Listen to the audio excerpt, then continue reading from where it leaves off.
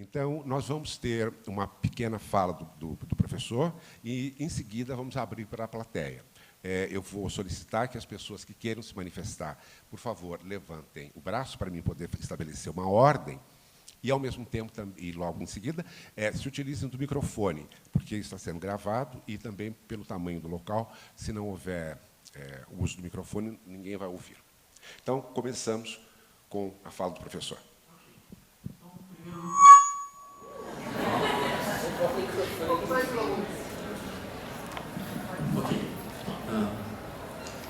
Primeiro, muito obrigado pelo convite que me foi feito para poder vir aqui conversar com vocês. Acho que, além de conversar sobre essa peça, também conversar sobre o tema do qual ela trata, né?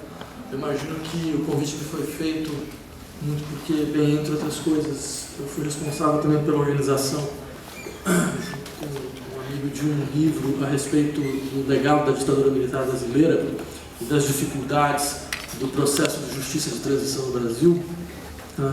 Bem, inicialmente eu gostaria, primeiro, de fato, agradecer o fato do convite ter sido feito exatamente para essa peça, porque acho que é uma peça que tem algumas virtudes muito importantes, e me parece que há uma delas, e aí, a partir disso que eu gostaria de começar um pouco a minha fala, é colocar a questão de qual o preço de uma reconciliação que não se serve dos mecanismos tradicionais de punição.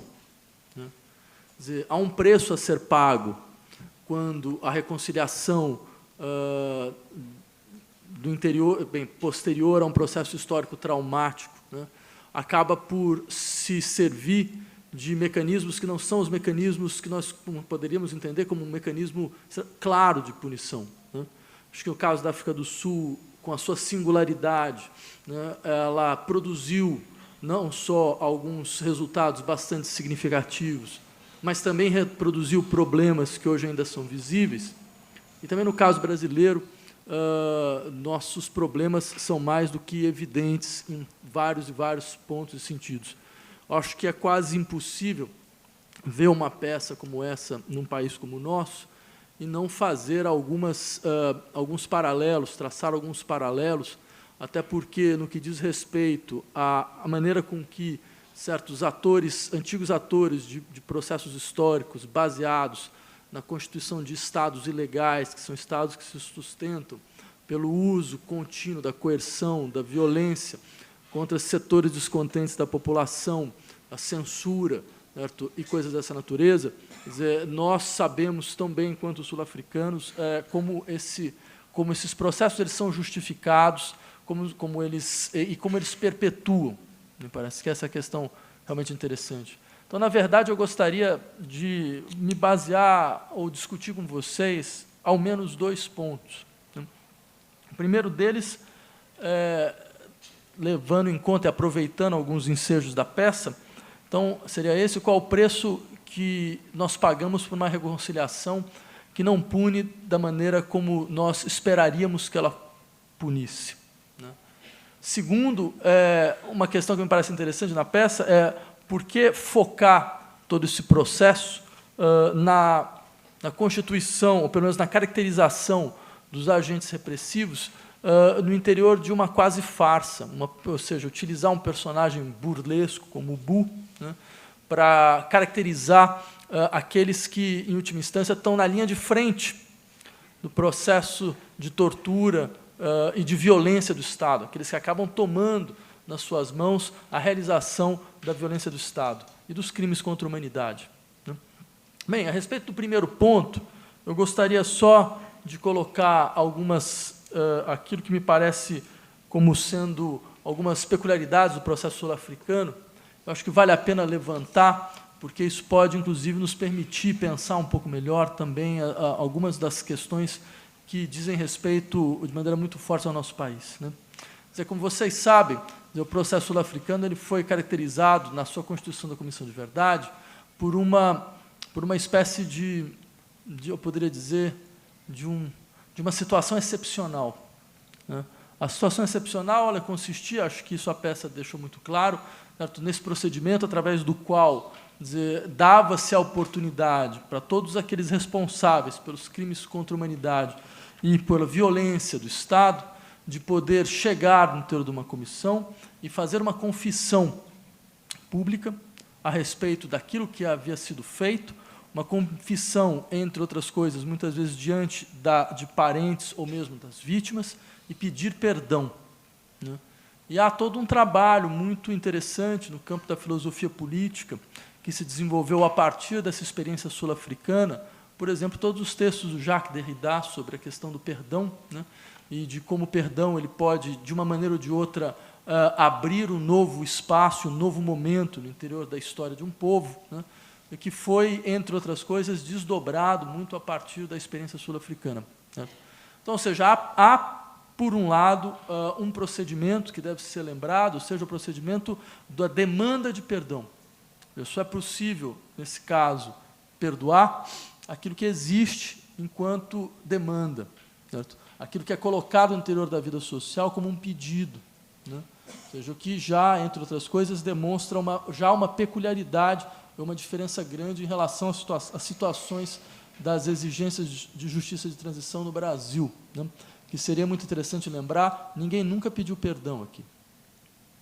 Ninguém nunca chegou na frente das vítimas ou dos parentes das vítimas, certo? E pediu perdão pelos atos que foram cometidos, certo? Ou seja, não é possível, em última instância, perdoar aquilo que sequer é reconhecido enquanto crime, né? E nós temos uma situação ainda mais aterradora do que a situação sul-africana, é que os crimes não são reconhecidos enquanto tais por aqueles que os perpetraram, né? Ou seja, é interessante, por exemplo, essa apresentação na peça, onde há um limite da hipocrisia nesse pedido de perdão, né? Ou seja, há um jogo de uma desculpabilização que permite, entre outras coisas, que não se desenvolva no interior da realidade sul-africana o que se desenvolveu em outras situações onde crimes contra a humanidade viraram prática constante de políticas de Estado, que é o pedido, que é a culpabilização coletiva, né? E talvez o caso da Alemanha nazista seja o caso mais consistente, mais conhecido nesse sentido, ou seja, todo um trabalho histórico, todo um trabalho de política de Estado, de reconhecimento coletivo da culpa, né? É certo que isso está longe de ter sido o caso sul-africano. Quer dizer, se há alguma coisa que impressiona um estrangeiro que passa algum tempo no interior das regiões da África do Sul, de maioria africana, é como é muito difícil um africano reconhecer coletivamente a sua culpa pela brutalidade do apartheid. Sequer há, por exemplo, eu lembraria, isso nós conhecemos muito bem, em cidades como a cidade do Cabo, você tem ainda hoje avenidas que têm nomes de antigos presidentes ligados ao partido responsável pelo apartheid. Você não encontra em cidades, sei lá, como Stellenbosch ou Frankfurt, algum tipo de monumento às vítimas do apartheid. São as cidades majoritariamente brancas ainda hoje, certo? Então, ou seja, há todo um trabalho de dever de memória que foi bloqueado em larga medida, né? E que nós, por exemplo, no Brasil, nós conhecemos muito bem, porque se você sai de Perdizes e tentar vir até aqui, você tem que passar pelo elevado Costa e Silva, né? Se você for em Sergipe e for ver um jogo de futebol em Aracaju, você vai entrar no estádio Presidente Médici, né? Então, eu lembraria, quer dizer, isso me parece que é um dos primeiros elementos que poderia ser acrescentado em relação a uma resposta provisória à pergunta, bem, qual o preço que se paga quando uma reconciliação ela é feita sem utilizar os mecanismos tradicionais de punição. Uma delas é o dever de memória é bloqueado, né? E aí eu gostaria de falar 2 ou 3 coisas sobre a realidade sul-africana que me parecem que são bastante importantes. Bastante importantes para todos aqueles que realmente se interessam por sociedades que passam por processos traumáticos muito fortes e que depois tentam se recompor, né? Eu lembraria o seguinte, quer dizer, é possível justificar uma parte da excepcionalidade sul-africana levando em conta a própria história da África do Sul. Quer dizer, eu posso imaginar por exemplo, uma preocupação como a seguinte, quer dizer, a história sul-africana ela tem, me parece, uma peculiaridade muito grande, é que os afrikaners, que foram responsáveis pela implantação do regime do apartheid, eles também tinham sido, décadas antes, vítimas de um processo brutal de segregação, devido aos desdobramentos das guerra dos Boers, né, entre as comunidades inglesas e a comunidade inglesa e a comunidade africana. Eu lembraria que a invenção do campo de concentração foi feita na África do Sul e foi utilizada pelos ingleses contra os afrikaners, né, durante o final do século XIX e começo do século XX. Certo? Ou seja, a experiência da humilhação social, a experiência da segregação, em alguma medida, havia sido sentida pela comunidade africana. E o que é interessante perceber é que, em algumas situações, certo, a experiência da humilhação ela não, e da violência, ela não produz a solidariedade em relação aos outros humilhados e violentados. Ela produz um sistema quase paranoico de justificação, no interior do qual eu posso justificar toda e qualquer violência que eu faço em nome do medo que eu tenho de que a situação anterior volte, né? E nós conhecemos algumas situações históricas onde esse procedimento se repete, né? Então, ou seja, eu posso até entender, eu acho que não seria difícil reconhecer um pouco dessa estratégia de reconciliação social, a preocupação de que esse mesmo movimento poderia ter sido feito pela comunidade negra, certo? Agora contra a comunidade africana, né? Agora, se isso é fato, o que, entre outras coisas, permitiu essa situação absolutamente singular de que a África do Sul era um país que tinha tudo para entrar numa guerra civil e simplesmente não entrou, né? Quer dizer, é inegável que o preço pago por esse processo também é um preço alto, né?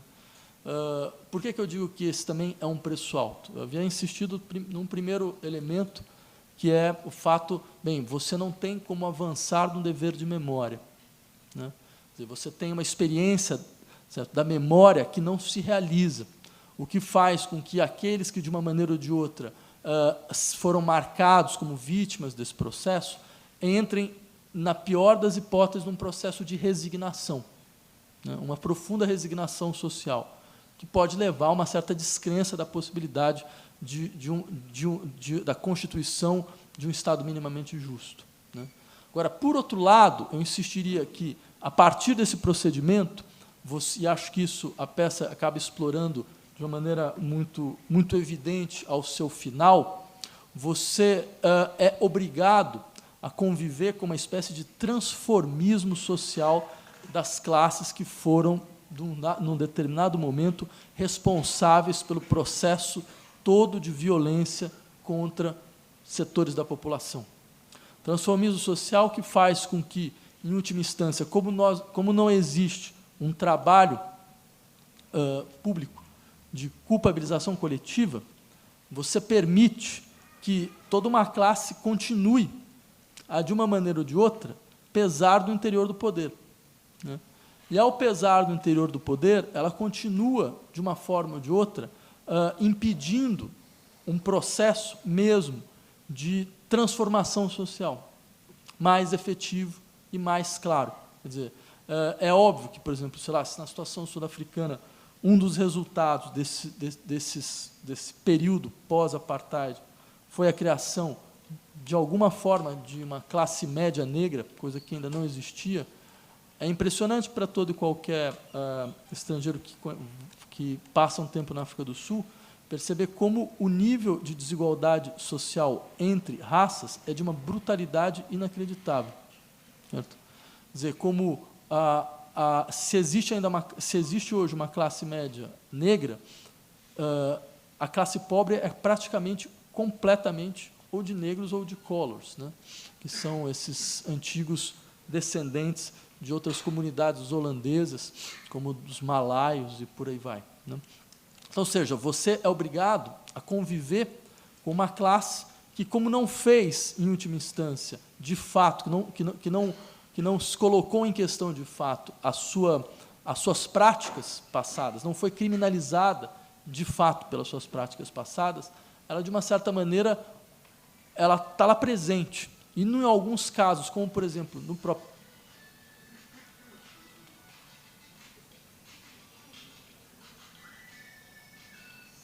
Tudo bem, eu sou solidário porque eu faço isso direto também. Então, pode ficar tranquilo. Então, uma classe como, por exemplo, um caso como, por exemplo, o caso brasileiro, quer dizer, essa classe acaba sendo responsável, entre outras coisas, pela perpetuação das mesmas práticas que foram utilizadas na ditadura militar, né? Como, por exemplo, no nosso caso, né? Então, por exemplo, eu poderia lembrar aqui para vocês, como no caso brasileiro, o Brasil é um país que nunca, de fato, nunca culpabilizou as empresas que foram responsáveis pelo financiamento dos crimes contra a humanidade e dos crimes de tortura, certo, que ocorreram no Brasil na época do período militar. As empresas que não só financiaram um golpe, mas financiaram a ditadura. Certo? Isso faz com que, entre outras coisas, vez por outra, a gente seja obrigado a passar a humilhação social, de, por exemplo, receber na sua casa uma agenda de um banco que financiou a ditadura e que colocava, no dia 31 de março, o aniversário da Revolução Brasileira, que é uma coisa absolutamente inaceitável sob nenhum aspecto. Certo? Ou seja, não só essa desconsideração do dever de memória, do trabalho com a memória, vai sendo cada vez mais presente, mas mesmo as práticas continuam. Eu gostaria de lembrar a vocês que o Brasil é o único país na América Latina que aumentou os casos de tortura em relação à ditadura militar. Isso é um trabalho feito por uma socióloga norte-americana chamada Catherine Sickins, que mostrava que a polícia militar brasileira ela tortura mais do que se torturava na época da ditadura militar. Por uma razão muito simples, não houve depuração, não houve culpabilização, não houve prisão de torturadores. Então, em última instância, eles continuaram todos na polícia.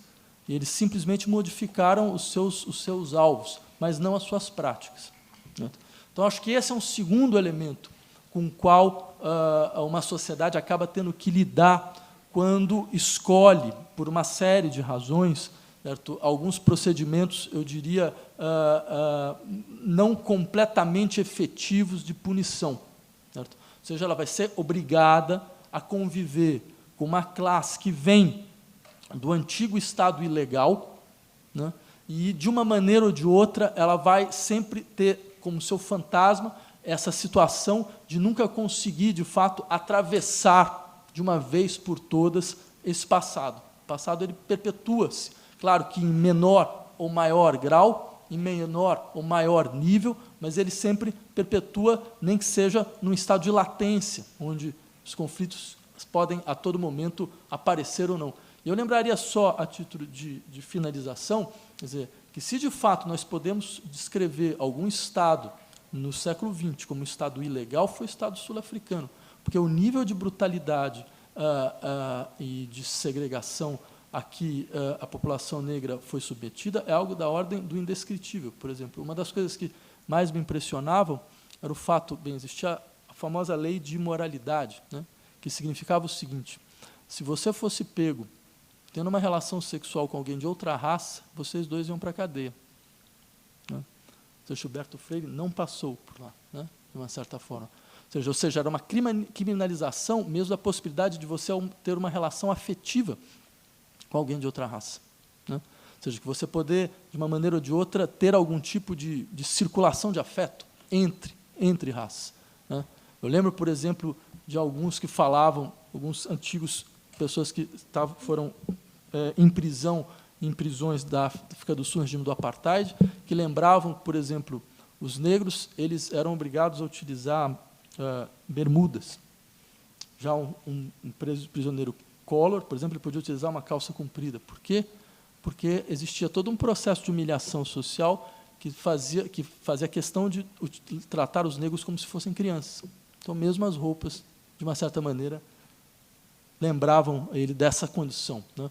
Então, ou seja, vejam, essas situações, que são aquilo que nós poderíamos chamar das situações traumáticas pelas quais uma sociedade passa, talvez ela só possa mesmo superá-las não através de práticas, eu diria, heterogêneas de punição, mas através de um processo onde, entre outras coisas, a ideia da necessidade de você impedir que uma certa classe que se constituiu no interior desse sistema se perpetue é um elemento fundamental.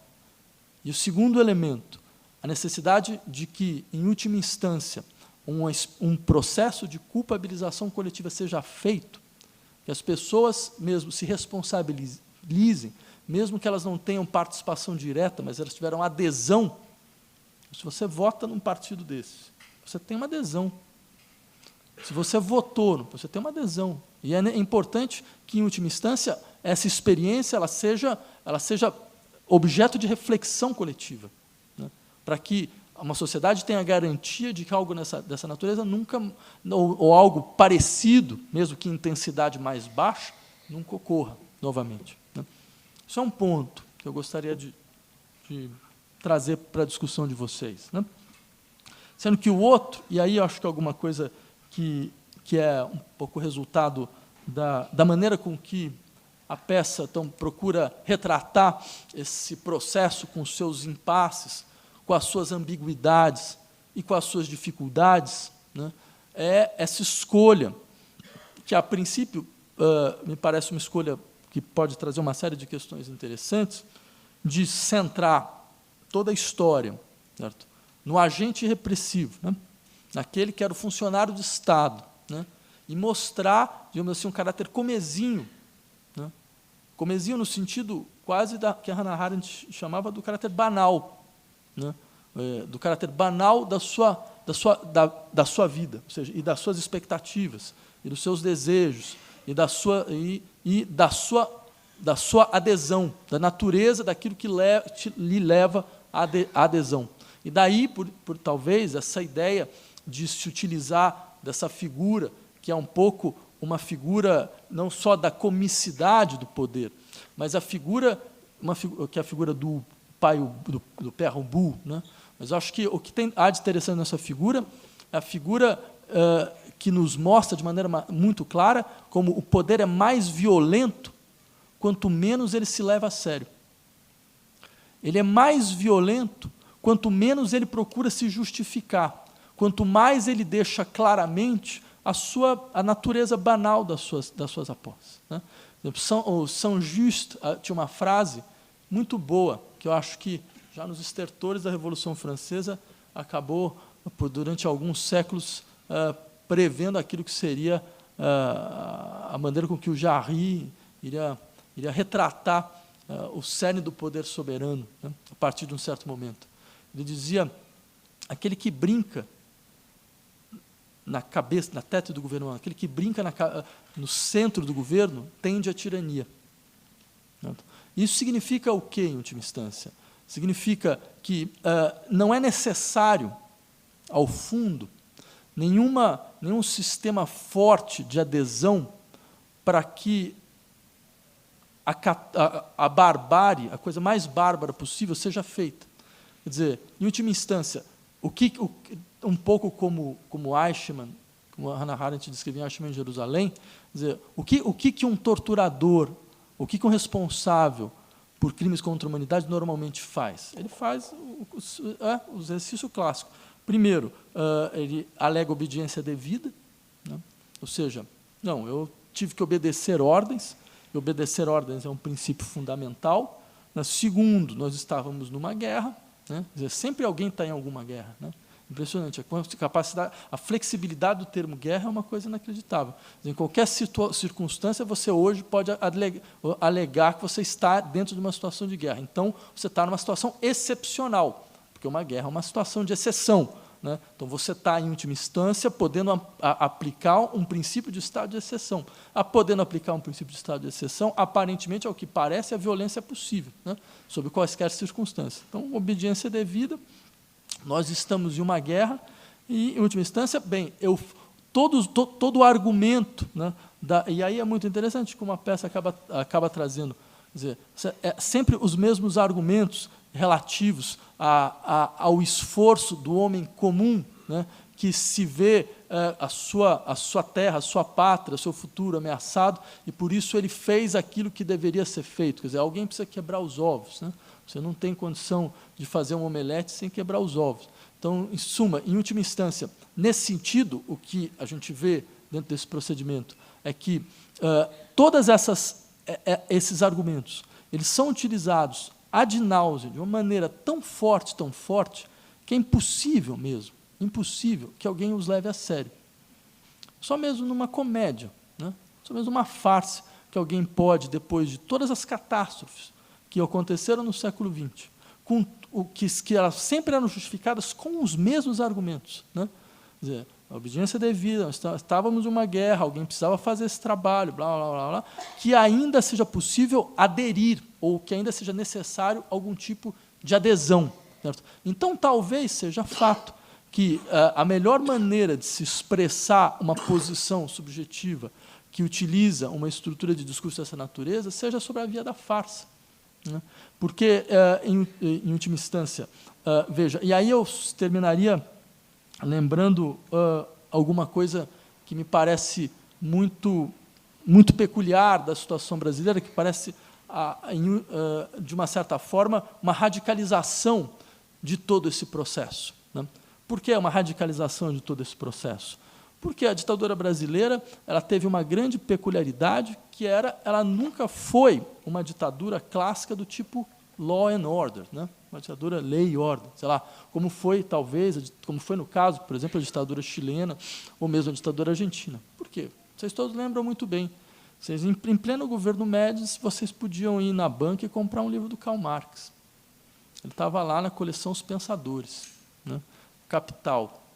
Você podia ir a princípio existia até partido de oposição no interior de uma ditadura, né? A princípio você podia até comprar um disco de música de protesto, né, no interior de uma ditadura, né? O que permitia então essa situação onde alguns chegaram mesmo a descrever era uma ditadura mitigada, né? Não era uma ditadura assim tão forte, tão brutal, e na verdade nem foi de fato uma ditadura, porque o negócio da ditadura mesmo para valer começou em 69, terminou em 79, entendeu? Ou seja, foi só no período do AI-5, certo? O resto foi um autoritarismo, foi uma coisa um pouco mais autoritária, um pouco como um pai severo, sabe? Que às vezes tem que dar uma pressão no filho, pressão ele começa a folgar aqui, folgar ali, não sei o quê. Então foi isso que aconteceu. Ou seja, é fantástico, porque esse é um pouco o discurso que aos poucos vai sendo imposto a nós. Quer dizer, além da humilhação de não ter conseguido chegar como o único país, talvez, na história que nunca conseguiu pôr na cadeia um torturador, agora a gente está observando esse processo fantástico de uma historiografia negacionista, que esse eu acho que é o único termo que pode ser aplicado a esse tipo de situação, uma historiografia negacionista que procura simplesmente fazer a ditadura desaparecer. Não é fantástico? A ditadura vai desaparecer, vai sumindo. Você tira uns anos daqui, você tira outros anos dali, daqui a pouco você vai falar, não, mas veja bem, não foi exatamente uma ditadura, foi alguma coisa um pouco parecida, porque só houve 450 desaparecidos, você vai pegar os 40 mil que tiveram na Argentina e coisas dessa natureza, e blá, blá. Tudo isso demonstra o quê? Que essa foi talvez uma das ditaduras mais bem-sucedidas da América Latina, que ela conseguiu passar incólume, né? Ela conseguiu passar completamente incólume. E como é que ela fez isso? Ela fez isso jogando esse processo da hipocrisia ao máximo, né? Jogando um pouco essa comicidade do poder ao máximo. Ou seja, todos vocês sabiam, eu diria, para finalizar, a maior característica de um regime ditatorial é que você nunca sabe se você está realmente dentro ou fora da lei. Certo? Quer dizer, você vai criando um espaço onde você pode fazer certas coisas, mas você nunca sabe se essas coisas que você pode fazer, você realmente pode fazê-las. Ou seja, você pode ir lá comprar um disco de música de protesto, você pode ir lá fazer isso, fazer aquilo, mas arbitrariamente, por uma questão completamente arbitrária, que cabe ao poder soberano decidir, o poder pode te prender por isso, e te acusar por isso, e te abrir um processo contra isso. Eu lembraria que só nos primeiros 3 anos da ditadura brasileira foram 30 mil processos, né, de todas as naturezas contra qualquer tipo de ação que poderia ser vista uma ação de potencial subversão ou de perigo contra o Estado. Certo? Então, ou seja, você cria uma situação onde você não precisa um aparato totalmente brutal, sabe, de desaparecer 40 mil pessoas. Basta um desaparecimento cirúrgico. Alguém nessa sala. Todo o resto da sala entra em situação traumática, né? Porque todos eles sabem que, de uma maneira, é o princípio do poder panóptico, né? Você não precisa estar, de fato, olhando todas as pessoas. Basta você dar a impressão que você pode olhar qualquer um a qualquer momento. Certo? A qualquer momento você pode olhar alguém, né? E você pode, então, entrar e invadir a sua vida, né? Ou seja, esse princípio, que eu diria que é um princípio de uma ditadura econômica, né? Ou seja, você consegue um maior efeito com menor nível de intervenção, maior efeito com menor modificação no interior das suas estruturas jurídicas possível, certo? É alguma coisa que foi feito no Brasil de maneira absolutamente precisa. E ele pressupõe um elemento, né? Que exista uma certa dimensão farsesca no poder. Que existe uma certa dimensão, só que a farsa ela age a favor do poder. Ela não age mais como um princípio crítico que tem a força de, devido ao riso sardônico, colocar o poder contra a parede, porque ele demonstra, ele expõe a sua hipocrisia. Não, ela faz parte do cerne do poder. Por quê? Porque ela é a descrição de um processo onde o poder, ao mesmo tempo, enuncia suas leis e ele subverte as suas próprias leis. Por exemplo, a gente estava num país onde todos os acordos contra a tortura foram assinados pelo Brasil. O Brasil assinou todos os acordos e fazia a tortura como política de Estado. E negava a todo momento que existia tortura no Brasil, muito menos como política de Estado. Até hoje a gente é obrigado a ouvir, por exemplo, torturadores que falam que não, que era tudo um delírio, né, que nunca ninguém, de fato, torturou no Brasil, né. Então, tudo isso eu acho que demonstra como a reflexão sobre os regimes ditatoriais, totalitários, sobre o Estado ilegal, ele pede um outro tipo de abordagem, né? Uma abordagem que eu diria, talvez, onde esse uso da dimensão farsesca do poder talvez seja uma estratégia necessária, né? E, nesse sentido, eu diria, me parece que a peça que foi apresentada aqui foi bastante bem sucedida nesse aspecto. Bem, era isso. Muito obrigado.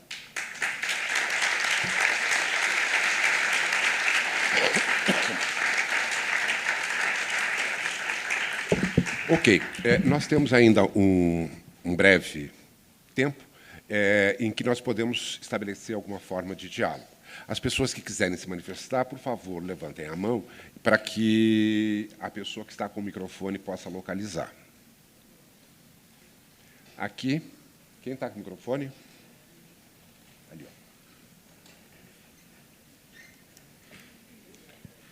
ó. Não dá para ver, né? A luz atrapalha, né? Agora dá. Alô? Alô, alô, alô, alô. Agora sim. Bom, acho que duas perguntas.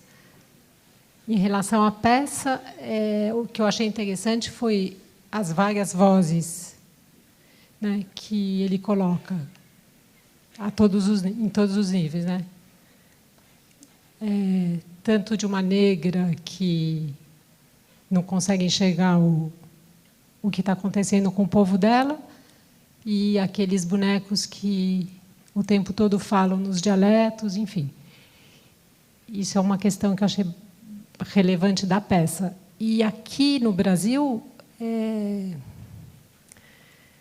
essa questão do negar, né, do negacionismo que você tocou, e como que você vê isso no momento atual brasileiro, com uma presidente que passou pela ditadura e foi torturada, e um ex-presidente que não sabia de nada. Mais um, né? Bem, então, sobre a primeira questão, eu diria que também achei uma característica muito feliz da peça, o uso de várias línguas que fazem parte das línguas oficiais africanas, como o Zulu, Afrikaner, né? Porque eu diria que Por sinal, essa é uma das coisas, acho que, mais impressionantes na África do Sul, né? Quer dizer, as línguas elas são marcadas muito pelas histórias, né? Então, o africano dificilmente não pode ser visto como uma língua muito marcada pela experiência do apartheid, né?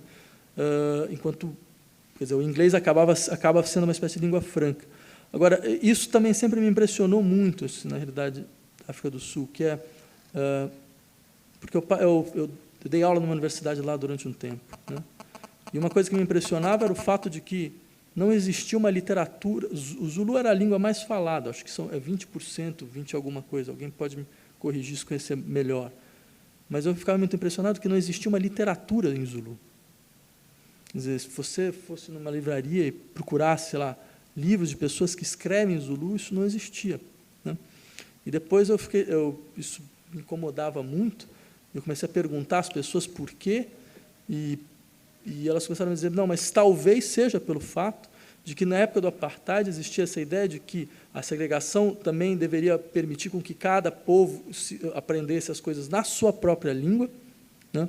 Então, para a boa parte dos negros, quer dizer, essa experiência de se colocar em uma língua que era uma língua, digamos assim, desprezada, né, fazer com que eles se sentissem ainda mais isolados, né? Então, achei interessante essa experiência da peça de falar, bem, cada tipo de experiência acaba precisando da sua língua para ser dita, né?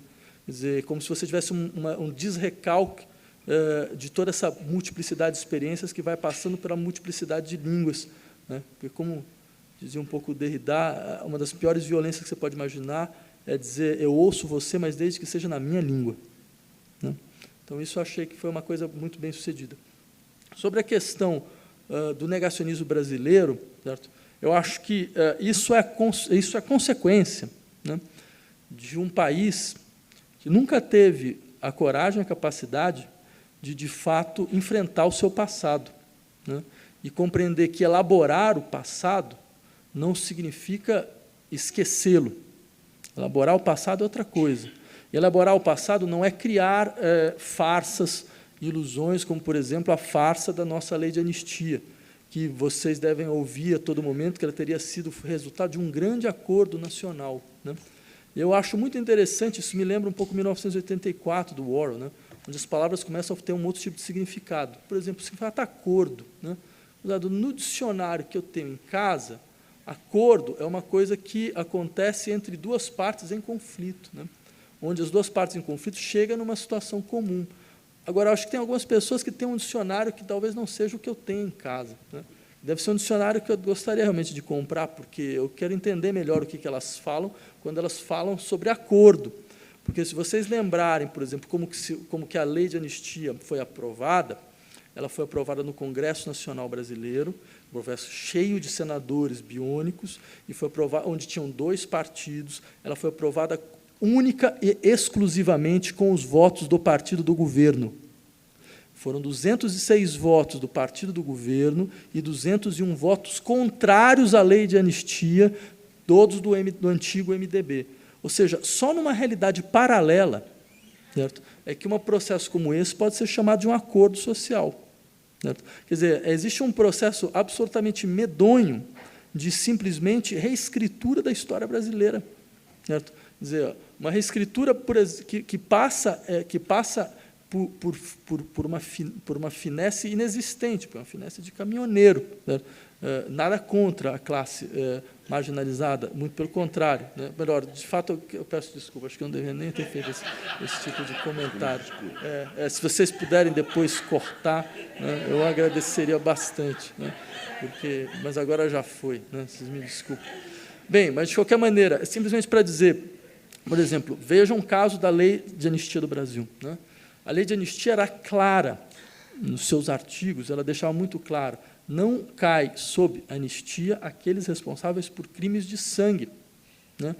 Sequestro, atentados, assassinatos e coisas dessa natureza. Tanto foi assim que os prisioneiros políticos que participaram desses ditos crimes de sangue não foram liberados em 1979. Eles não foram liberados, eles continuaram presos. Eles tiveram simplesmente uma comutação da pena, uma redução da pena, que lhes permitiu sair alguns anos depois, mas você ainda tinha presos políticos mesmo depois do final da ditadura militar. Seria importante lembrar isso. Ou seja, por quê? Porque, em última instância, a legislação não cobria esses casos. Ou seja, se ela não cobria para um lado, por que ela cobre para o outro? Por que todos aqueles agentes e funcionários públicos responsáveis por ocultação de cadáveres, sequestro, assassinato, atos terroristas de Estado da pior espécie, por que eles são cobertos por uma lei que nem na lei, ou seja, não é no espírito da lei, nem no corpo da lei, isso está previsto. Então, ou seja, tudo isso eu acho que me parece que há todo um processo através do qual veja, nós estamos aqui quase na comemoração dos 50 anos do golpe. E nenhuma dessas questões elas são tratadas do ponto de vista da opinião pública.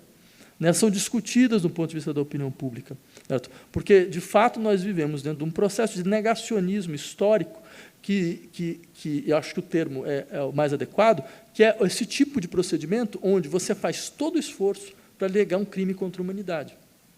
E, de fato, o Brasil foi, assim como a África do Sul foi, assim como outros países latino-americanos foram países onde crimes contra a humanidade ocorreram. E eles nunca foram julgados e punidos à altura. Ok. Mais alguém? Ali. Faltou a minha resposta da presidente. Desculpa, sobre a resposta sobre a presidente. Não, então, aí eu poderia fazer uma colocação muito rápida, que eu acho assim, de fato, eu acho que esse governo tinha a obrigação histórica de conseguir quebrar com esse ciclo vicioso de esquecimento. Né? Eu acho que ele tentou fazer alguma coisa com a realização da Comissão de Verdade, tal como ela foi constituída. Bem, mas eu mesmo fiz, mesmo que eu tenha alguns grandes amigos dentro da comissão, que sei que são pessoas extremamente dedicadas, que têm uma grande seriedade no trabalho que faz, a comissão foi feita para não funcionar. Ela foi feita para não funcionar. Uma comissão com 7 pessoas, onde uma foi embora, a outra também. Certo? Então, você tem 5 pessoas, certo? Que sobrecarregadas com todo um processo, com todos os processos que você pode imaginar, dentro de uma dimensão histórica que cobria, inclusive, que ia de 45 até hoje, certo? Quer dizer, e que não tinha nenhum poder de fato, chamar, por exemplo, fulano, ciclano e beltrano e obrigá-lo a falar. Certo? Quer dizer, o resultado, infelizmente, vai ser um resultado absolutamente miserável. Absolutamente miserável. Porque, veja, nós estamos numa situação onde nós somos obrigados, ainda hoje, a abrir um jornal, que, diga-se de passagem, defendeu a ditadura até o último momento, até o último dia. Certo? Você abre o jornal e você encontra um artigo de um general de reserva, certo? Fazendo um elogio da ditadura militar. Aí você olha o seu relógio e fala, espera aí, como é que é? 14 de março de 2014? Não é possível. Né? Em nenhum outro país isso seria hoje pensável. Sei lá, no Chile, que teve uma experiência ditatorial muito brutal, certo? O Exército fez uma meia-culpa pública. Ele escreveu uma carta que foi publicada em todos os jornais, dizendo, de fato, esse foi um momento negro da história do Exército chileno. Certo? Agora, eu pergunto a vocês, se vocês já viram algum general brasileiro chegar à opinião pública brasileira e falar, de fato, aquele foi um momento negro da história do Exército brasileiro. Vocês percebem? O que se pede nesse país é algo que a gente pediria, algo que foi um mínimo, pelo menos, ao menos aquilo que foi feito na África do Sul. Que você peça perdão pelo que você fez. Que você chegue diante da... E isso não aconteceu e, com certeza, não vai acontecer. Oi. Bom, você tem agora... acabou falando no jornal, tem a ver com minha pergunta. A questão da mídia nesse processo de negação. E a peça usa isso de uma maneira fantástica, que são essas câmeras quase autônomas, né, que vão mapeando as diversas situações, né? E a gente tem uma mídia que, de uma certa forma, preparou o golpe, né? e agora talvez ela continue negando. O que eu acho sobre isso? Hã? O que eu acho sobre isso? Pronto. Eu acho que a grande imprensa tira a obrigação de ao menos fazer aquilo que, por incrível que pareça, o único jornal que teve coragem de fazer foi o Globo, né? Que é fazer uma carta pública à sociedade brasileira, dizer, não, de fato, a gente apoiou e aquilo foi um erro. O mínimo que você pode esperar, mas nunca ninguém fez. Isso é o que eu acho fantástico.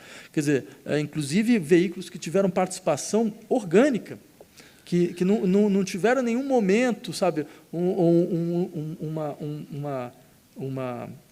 um distanciamento, mas que foram construindo uma história, porque dentro das brigas internas da ditadura militar, eles acabaram apoiando um grupo em relação ao outro. Então, outro grupo que foi hegemônico acabou intervindo um momento ou outro no jornal, eles colocaram como assim, está vendo? A gente estava sendo também pressionado, também estava sendo perseguido, coisas dessa natureza. Ou seja, esse tipo de expediente é um tipo de expediente absolutamente inaceitável. Quer dizer, não é possível que nós nunca vamos conseguir ter uma história coerente e realmente verdadeira daquilo que aconteceu nesse país. Quer dizer, é de se esperar que os atores sociais dentro da realidade brasileira e que ainda continuaram, de uma certa maneira, com alguns dos seus lugares ainda assegurados enquanto tais, que eles tenham essa capacidade de demonstrar que a sociedade ela é capaz de reconhecer de maneira muito clara e muito evidente aquilo que ela fez, né, como condição fundamental para que você possa inaugurar um outro tempo. Mas se é alguma coisa própria de algumas situações desses países, eu diria, e aí eu colocaria também vários países que têm essas transições mal realizadas, é que eles vivem num passado que nunca consegue terminar. O passado nunca termina. Mas não é porque você tem uma série de pessoas que ficam lá tentando, relembrando, vejam os crimes que aconteceram, blá, blá, blá, como se elas estivessem, de uma certa maneira, num processo infinito de resignação. Não, ele nunca termina, porque os efeitos do passado nunca terminam. Porque eles só podem terminar, de fato, quando você nomear o que ocorreu. Enquanto você não nomeia o que ocorreu. Porque o ato de nomeação ele tem uma força. Certo? Porque tem uma força da implicação. Ao nomear, você implica. Ao implicar, você se revê. Ao se rever, você se coloca dentro de uma situação na qual o peso da experiência, porque nem toda experiência de culpa é ruim, o peso da experiência da culpabilidade, ela faz o seu trabalho. Certo? Então, quer dizer, você não pode pensar uma experiência social, certo? De elaboração do passado sem que a nomeação ocorra. Certo? Quer dizer, veja, nossa situação é ainda pior que a sul-africana, porque na sul-africana a nomeação ocorreu, a nossa sequer isso ocorreu. Sequer isso ocorreu. Certo? É claro que só nomeação não basta. Quer dizer, dentro do contexto, é necessário que você espere os efeitos desse tipo de nomeação. Mas sequer a nomeação, você pode imaginar a situação absurda pela qual nós passamos ainda hoje. Né? Eu tenho uma pergunta aqui. Me parece que não se pode separar os aspectos mais propriamente repressivos ligados à força, à utilização da força e da violência, no caso da ditadura brasileira, também de outros recursos que foram empregados, mais especificamente no plano econômico. Ou seja, a ditadura brasileira ela implantou um regime econômico, digamos assim. Ela fez de tudo para sair de um determinado rumo que o país se encaminhava e introduziu uma nova lógica econômica, que ficou conhecida com o nome de milagre econômico, e que se pautou por uma série de obras, uma série de medidas, não é, que foram implementadas ao longo do tempo e que, evidentemente, beneficiou muita gente. Então, nesse sentido, até que ponto a sociedade brasileira ela colaborou, ainda que de forma indireta, através dos benefícios do chamado milagre econômico, com o sucesso exatamente do regime? Pois é, eu acho que essa é uma das questões que seriam importantes que a sociedade brasileira passasse, e como várias outras sociedades deveriam passar. Existe um livro de um historiador a respeito da situação da Alemanha, chamado Os Carrascos Voluntários de Hitler, onde ele insistia na seguinte ideia: não é possível você descrever um Estado totalitário sem você tentar entender como, psicologicamente, as pessoas ditas normais aderem ao Estado. E é necessário que você fale muito claramente isso. Existiu uma adesão. Né? E mesmo para as pessoas que, de uma maneira ou de outra, certo, não tiveram presentes claramente no interior do Estado, mas que, de uma certa maneira ou de outra, aceitaram. Quantos votos a Arena tinha, né, nas suas eleições? Quer dizer, em várias dessas eleições, os seus candidatos ganhavam. Certo? Então, afinal de contas, qual o nível da adesão? Então, aí eu acho que existe um processo, que é o processo não só de compreensão da estrutura psicológica daquele que adere, certo? Mas uma compreensão da natureza, do tipo de trabalho que a sociedade tem que passar, certo? Para que ela possa, de fato, conseguir transformar esse momento no momento do seu passado. Certo? Quer dizer, por isso que eu já falando da questão, não é possível, nunca será possível, algum tipo de experiência onde você supera um trauma histórico, como uma ditadura, como a segregação institucionalizada do tipo apartheid, sem um processo de culpabilização coletiva. Sem um processo que diga, veja, de fato, boa parte da população brasileira apoiou, e é importante compreender, afinal de contas, que tipo de afeto te leva a apoiar. Que tipo de afeto foi mobilizado para que você aceitasse algumas coisas que hoje você teria vergonha de aceitar? Quer dizer, que tipo de medo foi trabalhado? Que tipo de estrutura psicológica é a sua que você se deixa mobilizar pelo medo? Né? Ou seja, mobilizar por um certo tipo de afecção que te faz aceitar, muitas vezes, as violências mais bárbaras como se elas fossem necessárias, como se não houvesse um outro caminho a ser feito a não ser esse. Certo? Então, eu diria, esse tipo de trabalho, ele nunca foi feito, talvez ele nunca tenha sido sequer levantado. E ainda mais numa situação como a brasileira, onde não é nem um pouco errado você dizer, a ditadura militar brasileira foi uma ditadura civil-militar, mas desde o início ela foi uma ditadura civil-militar. Ela não foi só uma ditadura militar. É impossível você explicar a ditadura militar brasileira, como você lembrou muito bem, sem a presença maciça da estrutura do empresariado nacional na ditadura. Certo? Quer dizer, veja, era uma presença tão maciça, que a gente teve um prefeito que foi dono de banco, e prefeito biônico. Né? O senhor Olavo Setúbal, que era um dono de banco, era um prefeito nomeado pela ditadura militar. Certo? Então, em última instância, quer dizer, isso demonstrava de maneira muito clara. Veja, isso eu até lembraria o seguinte, você pega as pessoas que participaram aquelas pessoas que nós acreditávamos que tivessem participado, as empresas que participaram da Operação Bandeirantes. Né? Porque, por exemplo, os guerrilheiros eles tinham uma lista. Né? Eles iam assassinar todos aqueles que achavam que eram... primeiro era o Boyce, né? que era o dono da Ultragás, né? que financiava, que não só financiava, como participava de sessão de tortura. Quem era o segundo nome da lista? O Sebastião Camargo, da Camargo Correia. Né? Ou seja, que é uma empresa que está presente em todos os casos de corrupção desse país, desde os anos 70. Ou seja, em suma, são todas as figuras que, de uma certa maneira, foram criando um modelo de funcionamento incestuoso na sua relação com o Estado e que se perpetuaram na sua relação com o Estado. Certo? Então, por exemplo, a gente é obrigado até hoje a ouvir um bando de malucos que fala, não, mas na época da ditadura militar a corrupção era menor. Mas como assim a corrupção era menor? Você está brincando. Assim, talvez eles nunca tenham ouvido falar do caso do KPM, Coroa Brastel, né, do Paulipetro. O Paulipetro eu acho mais legal. Né, o petróleo aqui em São Paulo, né, ou seja, Projeto Jari, todos esses casos que, no fundo, mostraram um pouco como funcionaria, nas próximas décadas, o sistema de articulação entre o Estado e a burguesia nacional. E que, de fato, continuou funcionando dessa forma. Né.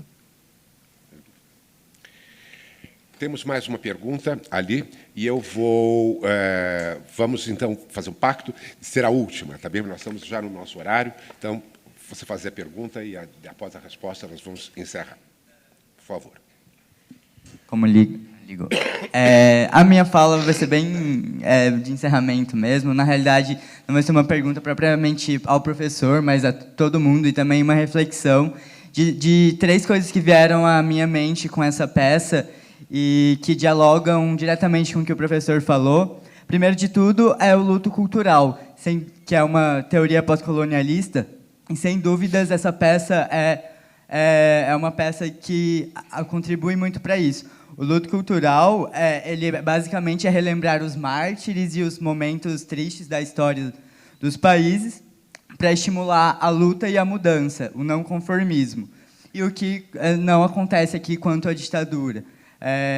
Massificadamente, existem determinados pontos, mas, em geral, há uma grande compactuação com isso. O segundo, e que dialoga diretamente com isso, é o caso Eichmann, que o professor, inclusive, falou, que é Israel violando mais um direito, no caso, o direito internacional, mais uma vez, e com o mesmo intuito do luto cultural, só que aí o luto cultural do Holocausto, de construir o Estado israelense com base nesse luto cultural. Então, a gente já vê esse diálogo também com a história do Brasil. E a importância para a memória, como o professor falou, que no caso da África do Sul é muito mais forte que o nosso. E o caso Eichmann também ilustra a história que o professor falou. Eu estava fazendo o que me mandaram, não era eu autonomamente, eu era simplesmente uma marionete. Esses dois acabam dialogando no final com o que se repete, o que a gente viu aqui, e que essa peça é uma forma de reflexão, mas hoje acontece o apartheid de Israel com a Palestina. Acabou esse daqui e a gente tem outro, mas todo mundo, existe um grande conformismo com isso. E mais uma violação. E aí surge o que o professor, inclusive, falou, que apareceu na peça, eu estou só protegendo minha terra. É o mesmo que acontece com o racismo em Israel. Então, e tudo isso também a gente, no cenário nacional, como o professor citou, os requisitos da ditadura e uma polícia militar desumanizada e violenta. E, então, encerrando, como se ligam o luto cultural, o caso Eichmann, o apartheid e a polícia militar no Brasil. A continuidade disso, de tudo isso, e uma das melhores formas é o luto cultural, e que é isso. E fica a reflexão, a gente faz uma grande crítica à ditadura militar, mas quão isso está massificado. E a gente vê uma crítica ao apartheid sul-africano, e hoje nós nos vemos como impotentes de sequer fazer uma crítica construtiva ao apartheid israelense, porque existe o argumento que isso seria antissemita, quando, na verdade, são eles que estão oprimindo os palestinos. E a nossa situação, o que a ditadura deixou, cadê a crítica?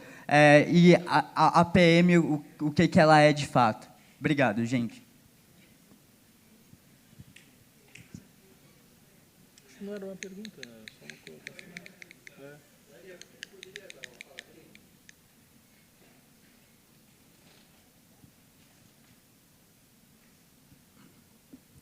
Bom, em primeiro lugar, não há palavras de elogio suficientes para tudo o que aconteceu aqui, né? A sua fala agora e a própria peça.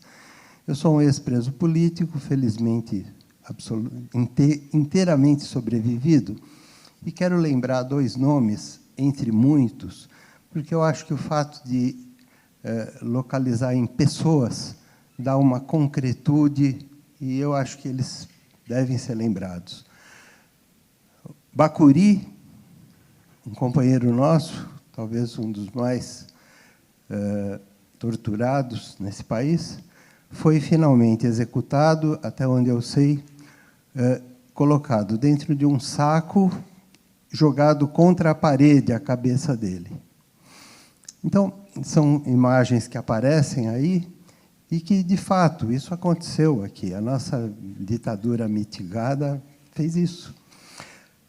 Outro foi um colega, amigo, entre outros, Shael Schreier, absolutamente trucidado de uma maneira que eu não consigo fazer para matar um rato. Então, essas coisas. Segundo ponto. Nós temos aqui, eu tenho aqui ao meu lado, a pessoa que traduziu brilhantemente a perversão da linguagem no Terceiro Reich. E quando você fala, então, do acordo e a perversão da palavra acordo e os carrascos voluntários, eu quero até lembrar esse livro que está publicado em português e que precisa ser lido, porque isso é um processo que foi, como disse o Vladimir, ad nauseam, aprendido e repetido aqui, que é o da perversão da linguagem. Em terceiro lugar, convidar uma reflexão sobre a reflexão e a precipitação em, às vezes, com insuficientes elementos, ficar se aplicando palavras em situações em que, no mínimo, é duvidoso que seja adequado. Eu não quero estabelecer uma polêmica, mas até onde se pode aplicar a palavra apartheid atualmente, no que acontece num estado longínquo daqui, onde a realidade é muito complexa, e eu acho que isso eu compreendo como um movimento da juventude que precisa se revoltar contra tudo que seja ou pareça injustiça, sempre injustificada, injustificável. Mas cuidado, cuidado, porque eu acho que é uma necessidade de usar tintas onde, às vezes, elas não se aplicam, e eu, pessoalmente, acho que absolutamente não se aplica. Eu acho que eu vou encerrar, porque teria outras coisas, mas não faz sentido. Obrigado. Quer se colocar? Foi só uma colocação, não foi uma pergunta. Não, acho que foi mais uma colocação do que uma pergunta, né? Então, não tem muito... Bem. Posso? Nós estamos, infelizmente, realmente no nosso horário. Mas poderia só fazer posso fazer um comentário, sem sombra de dúvida? Não. Então, eu gostaria que você finalizasse. Tá, aí eu aproveito e finalizo. Tá? Se quiser pegar as questões que o Rafa levantou, e aqui também, dá um fecho. Tá. Não, eu acho que, de fato, essa questão, acho que é uma importância muito grande a ser feito sobre a maneira com que, na nossa experiência ditatorial,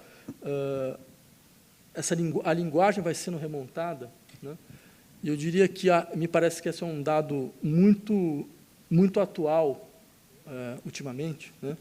Porque eu, de fato, acho que, muito como vocês, nunca esperava que a gente estivesse numa situação como hoje, tentando defender que a ditadura existiu, né?